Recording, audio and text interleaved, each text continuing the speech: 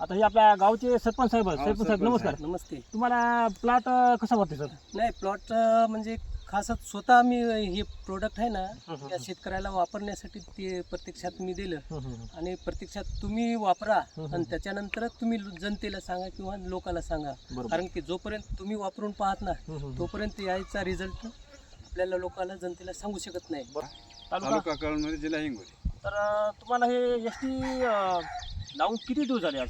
आणि याला 18 दिवस आहेत. तर आज तारीख आहे 28 जून 28 जून 2026. 2026. तर हे तुम्हाला लावल्यानं काय फरक वाटला?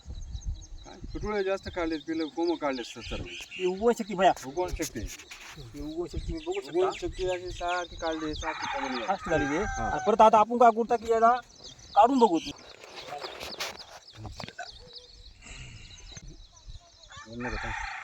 नंतर रे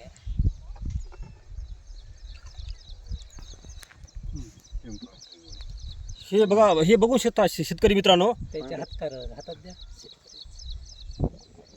पांढऱ्या मुळ्याची संख्या जास्त आहे बघा. पांढऱ्या मुळ्याची संख्या पांढऱ्या मुळ्याची संख्या खूप आहे, भरपूर आहे. हो. लांब लांबी आहे.